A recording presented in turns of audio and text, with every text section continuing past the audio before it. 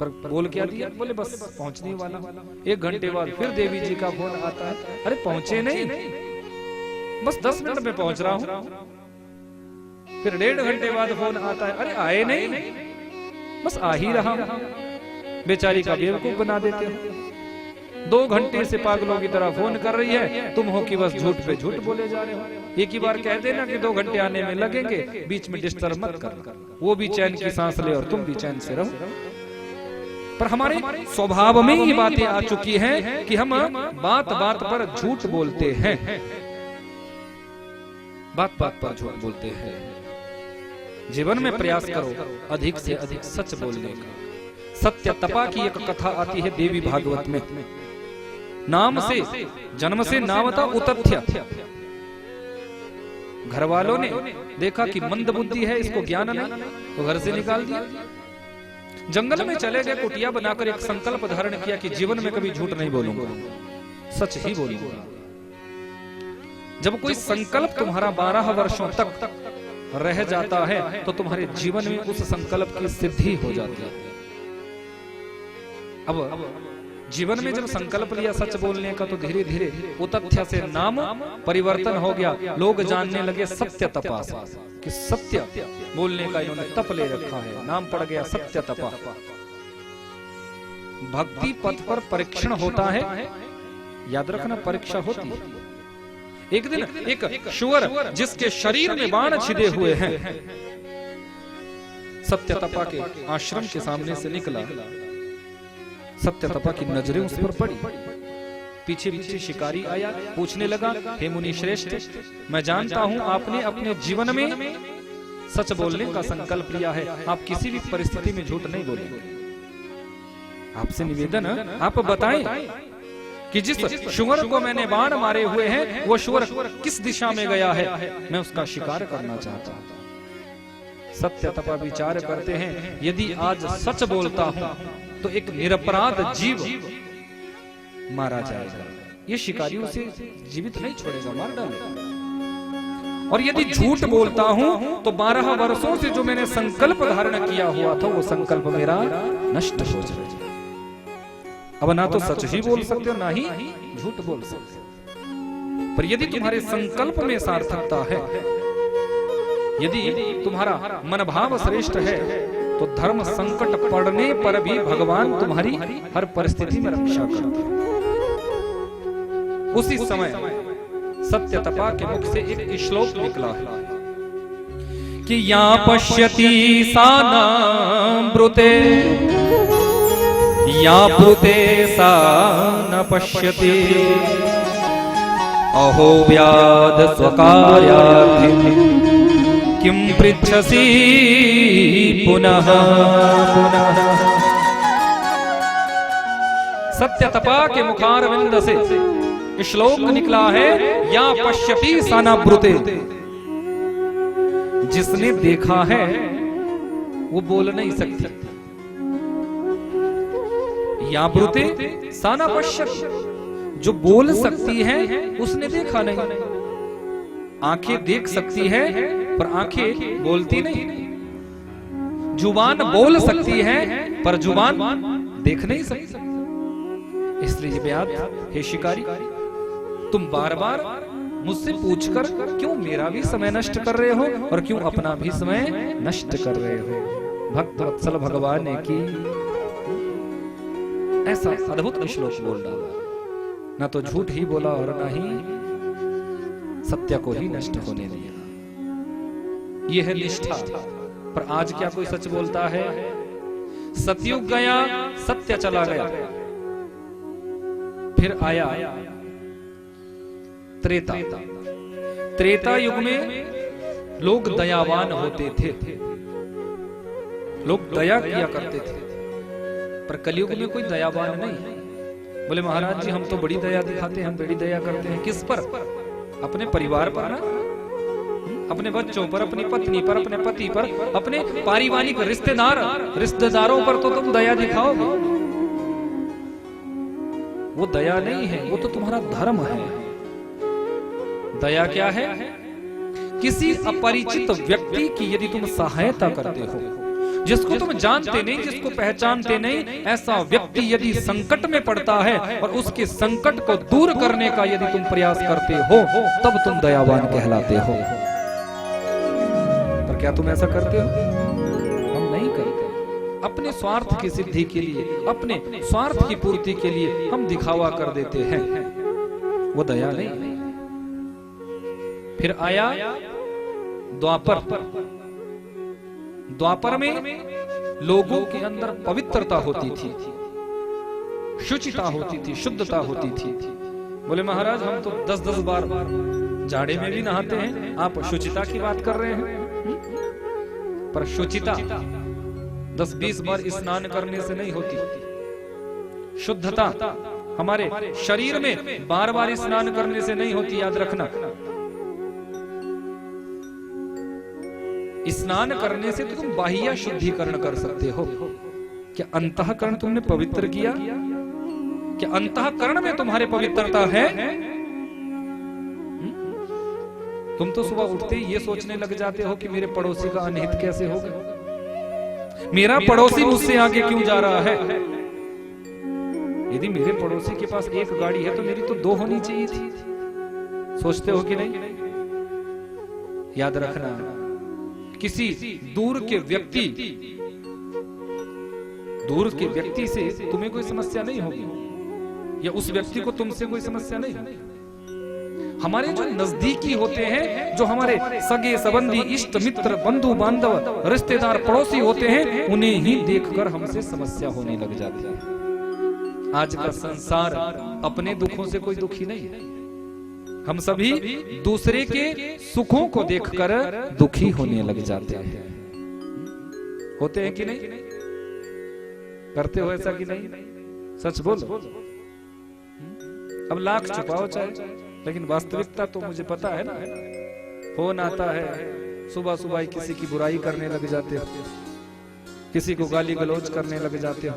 बोलो, आंतरिक पवित्रता है कि निर्मल मन जन सो मोहि पावा,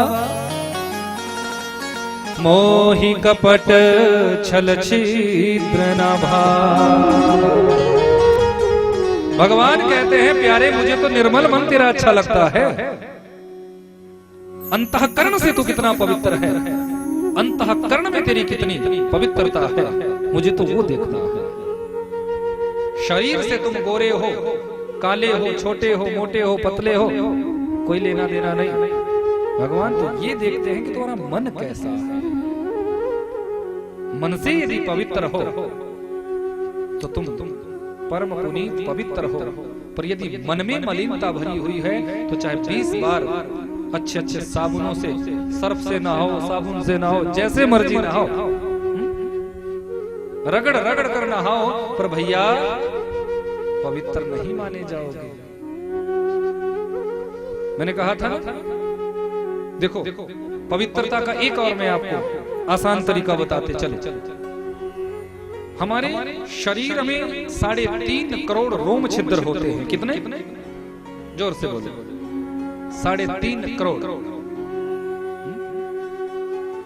हम जो पाप कर्म करते हैं, जो बुरा कर्म करते हैं, हमारे बुरे कर्मों को करने पर वो पाप उन 3.5 करोड़ रोम छिद्रों पर जाकर बैठ जाते हैं।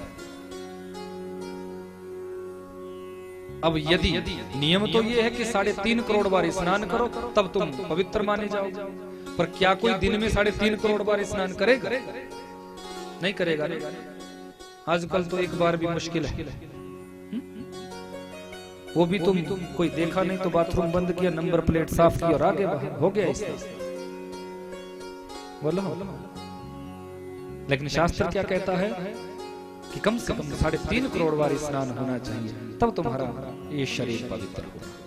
पर ऐसा तो तुम नहीं कर सकते। फिर समस्या का समाधान। बोले महाराज फिर क्या करें?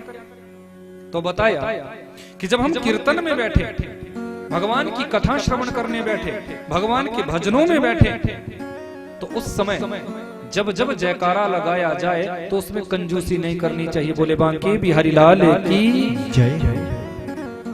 जोर से जयकारा बोलो और हाथों से जोर से ताली भी बजाओ। मैंने बोला था कि बताऊंगा आपको बीच में। अब ताली बजाने से क्या होगा महाराज? तो बताया कि मुख से जो हम परमात्मा का नाम गाते हैं, मैं भजन रिपीट करवाता हूं, तुमने जयकारा लगाया, तुमने भजन गाया, हाथों से ताली बजाई, मुख से गाया हुआ भजन और हाथों से बजाई हुई ताली। मुख से जब तुम नाम उच्चारण कहते हो तो नाम ब्रह्म प्रकट होता है, और हाथों से जब ताली बजाते हो तो नाद ब्रह्म प्रकट होता है। शिव महापुराण में आया है नादो वही ब्रह्म। भगवान शंकर जी का जो उत्पत्ति कारक है वो नाद है। नाद से ही भगवान शंकर जी की उत्पत्ति बताई है। नादो वही ब्रह्म। 14 सूत्र भगवान शंकर जी के डमरू के वादन से ही प्रस्फुटित हुए थे, जिससे संपूर्ण संस्कृत वांग्मय प्रकट होता है। भगवान शंकर जी का जब डमरू बजा है तो डमरू से क्या उत्पन्न हुआ? नाद। नादो वही ब्रह्म। अब नाद हाथों से तो मुख से गाया, नाम ब्रह्म प्रकट हुआ, हाथों से ताली बजाई, नाम ब्रह्म प्रकट हुआ। अब देखो, जैसे ही तुम ताली बजाते हो तो मुख से गाया गया भाव करोड़ों टुकड़ों में विभक्त हो जाता है। ताली बजाते हो ना, वो करोड़ों टुकड़ों में वो भजन का भाव, वो जयघोष का भाव विभक्त हो जाता है, और तुम्हारे शरीर के 3.5 करोड़ रोम छिद्रों पर वो भजन का भाव बैठ जाता है। जैसे ही शरीर के उन 3.5 करोड़ रोम छिद्रों पर वो भजन का भाव बैठता है, तुरंत तुम निर्मल हो जाते हो। 3.5 करोड़ बार तुम्हारा स्नान हो जाता है। वो तो समझदार पर थोड़ा देरी कर देते हो। मुख से गाया गया परमात्मा का नाम, नाम ब्रह्म, हाथों से बजाई गई ताली, नाद ब्रह्म। जहां नाद ब्रह्म और नाम ब्रह्म इकट्ठे होते हैं, वहीं पर मेरा कृष्ण परब्रह्म प्रकट हो जाता है। भक्तवत्सल भगवान की।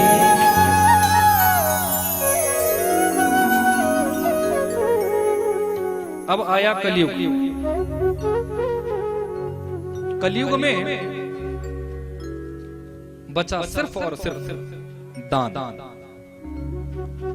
चौथा चरण कौन सा है? दान। मैंने अभी आप सबको बताया ना कि 10वां हिस्सा ईमानदारी से दान करो, क्योंकि कलयुग में एक ही चरण भगवान धर्म का सुरक्षित है, उसको कहते हैं दान। दान रूपी चरण। अन्य 3 चरण तो नष्ट हो गए।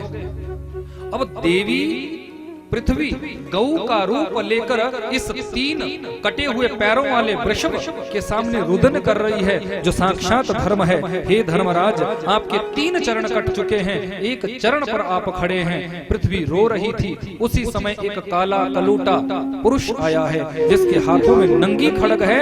ये इस वृषभ के चौथे पैर को भी काटने लगा।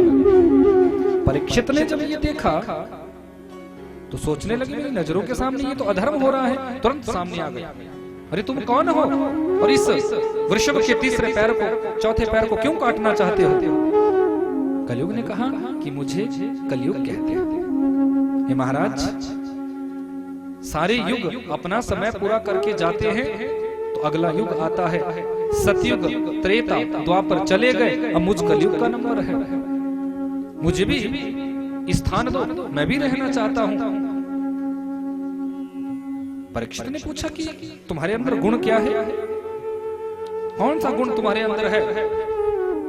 तो कलयुग ने कहा, वैसे तो मेरे अंदर दुर्गुण ही दुर्गुण भरे हुए हैं, लेकिन एक गुण मेरे अंदर बहुत अच्छा है। परीक्षित ने पूछा, वो कौन सा? तो कलयुग ने कहा कि कलयुग केवल नाम आधार, सुमिर सुमिर नर उतरहि पार। अन्य युगों में हजारों वर्ष तपस्या करने से भी जो फल नहीं मिलता, हजारों वर्षों तक साधना करने से भी जो फल नहीं मिलता, वो मुझ कलयुग में 2 घड़ी भगवान नाम संकीर्तन करने से वो फल मिल जाता है।